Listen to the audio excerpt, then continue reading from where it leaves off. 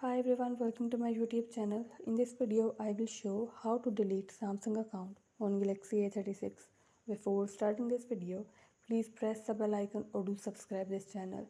Let's start our video without wasting any time.